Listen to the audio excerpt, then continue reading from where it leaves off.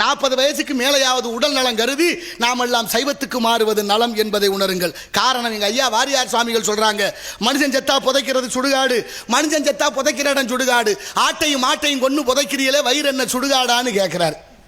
ஆனாலும் இப்ப சாப்பிட்ற மாமிசமெல்லாம் மாமிசமா? நல்லா நினைச்சு பாருங்க, எவ்வளவு பெரிய ஆபத்தான பாதையில் பயணித்துக்கிட்டு இருக்கிறோம், எவ்வளவு பெரிய கொடுமை நிகழுது. ஆக இப்படித்தான் ஒரு மன்னர் வேட்டைக்கு போகலான்னு கிளம்பினாராம். வேட்டைக்கு போனால் மழை வந்தாலும் வருமே, சித்திரை வையாஜிலையும் மழை வருது, பங்குனி சித்திரையிலையும் மழை வருது, ஆடி ஆவணிலையும் மழை வருது, கார்த்திகை ஐப்பதிலையும் மழை வருது. பருவநிலை மாறி போச்சு. அதுக்கு ஒரு காரணம் இருக்கு.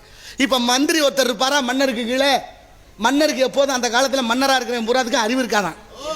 ஆமா, அதனால தான் புத்தி சொல்ல மந்திரி ஒருத்தனை வச்சிருக்கேன். நான் சொல்லலை, நம்ம இலக்கிய வரலாறுகள் சொல்லுது. அப்படின்னா மன்னருக்கு அறிவில்லாத போது அறிவு சொல்றதுக்கு மந்திரின்னு ஒருத்தர் இருப்பாராம். அப்போ மந்திரிக்கு அழகு வரும் பொருள் உரைத்தல். நாளைக்கு என்ன நடக்கும்னு முன்கூட்டியே சொல்லணும். இப்போ மன்னர் வேட்டைக்கு கிளம்பணும்னா மந்திரியை கூப்பிட்டார். மந்திரியாரே வாங்க, நான் வேட்டைக்கு கிளம்புறேன், வானிலை எப்படி இருக்கு, மழை வருமானு பார்த்து சொல்லுங்கன்னாரு. அவர் வான சாஸ்திரத்தை எல்லாம் பார்த்துட்டு மந்திரி சொல்றாரு, மழை வராது, நீங்க போகலாம்ட்டார். இப்போ மன்னர் வேட்டை பரிவாரங்களோட கிளம்பி போறாரு. அந்த நேரத்தில் நம்ம விவசாயி ஒரு ஆள், வயசான ஒரு பெரியவர், தோளில் ஒரு மண்வெட்டி, கிழிஞ்ச கோவணத்தோட, தலையில் ஒரு கூடையோட, கையில் ஒரு கழுதையை பிடிச்சிக்கிட்டு வர.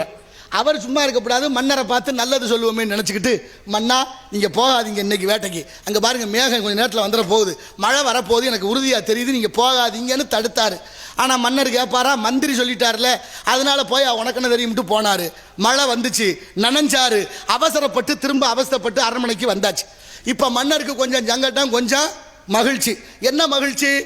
மந்திரி சொன்னா மழை வராதுன்னு அது நடக்கலை, விவசாயி சொன்னா மழை வரும்னு அது நடந்துருச்சு, அது மகிழ்ச்சி. ஆனா மந்திரி சொன்ன சொல்லு நடக்கலையே, அது வருத்தம். இப்ப விவசாயி ஆள் விட்டு கூப்பிட்டீங்க, வாயா நீ தான் சொன்ன, நான் தடுத்து போக வேண்டாம்னு நான் கேட்கல போனேன், ஆனா நீ சொன்னபடியே மழை வந்துச்சு, உனக்கு எப்படி தெரியும் மழை வர்ற விஷயம்னு கேட்டாரு மன்னர். விவசாயி சொன்னாரு, எங்களுக்கு என்னங்க தெரியும், நிலம் கிடந்தா உழுதோம், விதைச்சா விளைஞ்சா அறுத்தோம், நாங்கெல்லாம் வெந்தயத்தினுட்டு விதி வந்த இடத்துல செத்தம், எங்க தலையில ஏறிட்டாங்க, ஒன்றும் சொல்றதுக்கு இல்லை, ஆனா என் வீட்டு கழுதைக்கு தெரியுங்க மழை வர்ற விஷயம்னாரு. ஆமா, கழுதைக்கு மழை வர்ற விஷயம் தெரியுமா? எப்படியா தெரியும்? அதுக்கு அஞ்சறிவு தானே. ஆமாங்க, நீங்க வரும்போது ஒரு கழுதையை கையில் பிடிச்சிக்கிட்டு வந்தனா? ஆமா, அந்த கழுதை காது ரெண்டு இப்படி நீட்டி இருந்துச்சு. சரி, கழுதை காது இப்படி நீட்டி இருந்தா மழை வரும், அதை வச்சுதான் நானும் சொன்னேன்னு சொல்ல. மன்னருக்கு மகிழ்ச்சி தாங்க முடியல.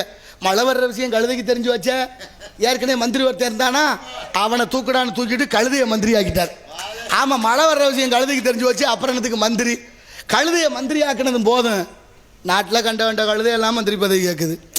நம்ம கிண்ணத்துக்கு பெரிய இடத்து பொல்லாப்பு, அரமணை கோழி முட்டை அம்மிக்கெல்லாம் உடைக்க.